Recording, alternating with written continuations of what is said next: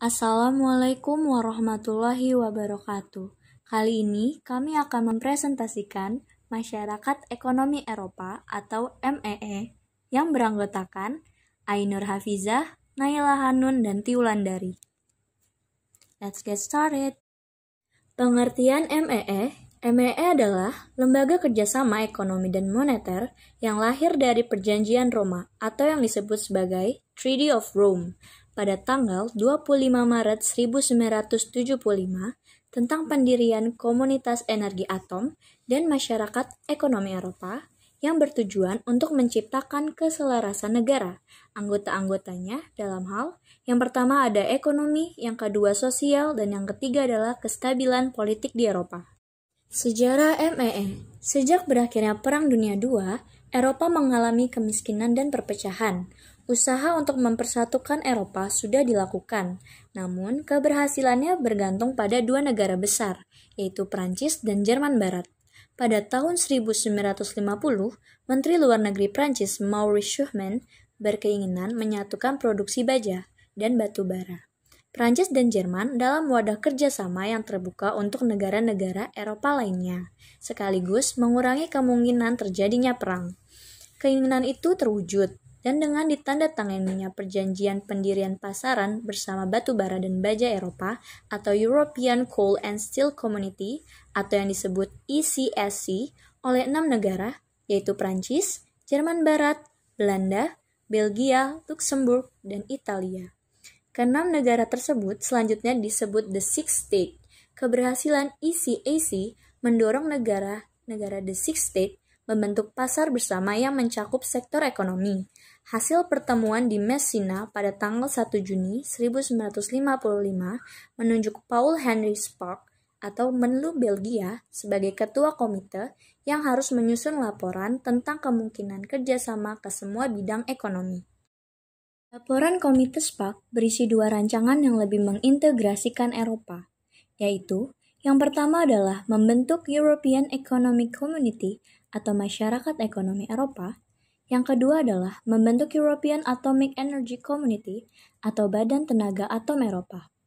Rancangan Spaak itu disetujui pada tanggal 25 Maret 1957 di Roma, dan kedua perjanjian itu mulai berlaku tanggal 1 Januari 1958. Dengan demikian, terdapat 3 organisasi di Eropa, yaitu ECSC, EEC, MEE, dan EAE. Pada konferensi di Brussels tanggal 22 Januari 1972, Inggris, Irlandia, dan Denmark bergabung dalam MEE. Pada tahun 1981, Yunani masuk menjadi anggota MEE, yang kemudian disusul Spanyol dan Portugal. Dengan demikian, keanggotaan MEE sebanyak 12 negara. MEE merupakan organisasi yang terpenting dari ketiga organisasi tersebut. Tidak hanya meliputi sektor ekonomi, melainkan pelaksanaannya memerlukan pengaturan bersama yang meliputi industri, keuangan, dan perekonomian. Pada tahun 1992, jangkauan MEE menjadi lebih luas, yaitu masyarakat Eropa. Pada awal pembentukannya EC, beranggotakan Jerman Barat, Prancis, Italia, Belgia, Nederland, dan Luxembourg. Namun, sekarang masyarakat Eropa beranggotakan 15 negara, yaitu Inggris, Irlandia, Denmark, Yunani, Spanyol, Portugal, Australia, Finlandia, Swedia, dan beberapa negara bekas blok timur, yaitu Jerman Timur yang menjadi Jerman, Bulgaria, dan Rumania. Selanjutnya, ada tujuan pembentukan MEE. Yang pertama, integrasi Eropa dengan cara memajukan perekonomian, memperbaiki taraf hidup, dan memperluas lapangan kerja. Yang kedua, memajukan perdagangan dan menjamin adanya persaingan bebas dan keseimbangan perdagangan antara negara anggota. Yang ketiga, menghapus semua rintangan yang menghambat lajunya perdagangan internasional. Yang keempat, memperluas hubungan dengan negara-negara selain anggota MEE.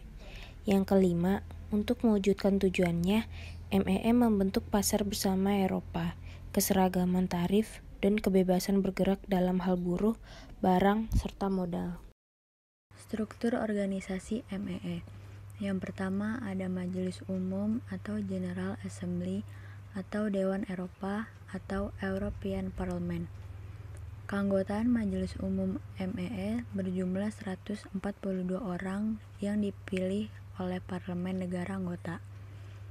Tugasnya memberikan nasihat dan mengajukan usul kepada Dewan Menteri dan kepada Komisi tentang langkah-langkah kebijakan yang diambil, serta mengawasi pekerjaan Badan Pengurus Harian atau Komisi MEE serta meminta pertanggungjawabannya. Kedua, ada Dewan Menteri. Dewan Menteri mempunyai kekuasaan tertinggi untuk merencanakan dan memberikan keputusan kebijakan yang diambil. Keanggotaannya terdiri atas Menteri Luar Negeri negara-negara anggota. Tugasnya menjamin terlaksananya kerjasama ekonomi negara anggota dan mempunyai kekuasaan membuat suatu peraturan organisasi. Ketuanya dipilih secara bergilir menurut abjad negara anggota dan memegang jabatan selama 6 tahun. Harian atau komisi. Keanggotaan Badan Pengurus Harian atau Komisi MEE terdiri atas 9 anggota yang dipilih berdasarkan kemampuannya secara umum dengan masa jabatan 4 tahun. Komisi berperan sebagai pemegang kekuasaan eksekutif dan badan pelaksana MEE. Yang keempat, ada Mahkamah Peradilan. Keanggotaan Mahkamah Peradilan MEE sebanyak 7 orang dengan masa jabatan 6 tahun yang dipilih atas kesepakatan bersama negara anggota. Fungsinya merupakan peradilan administrasi MEE, peradilan pidana terhadap keanggotaan komisi, dan peradilan antar negara anggota untuk menyelesaikan perselisihan yang timbul di antara para negara anggota.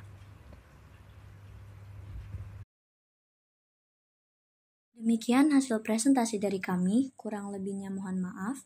Thank you for your attention. Wassalamualaikum warahmatullahi wabarakatuh.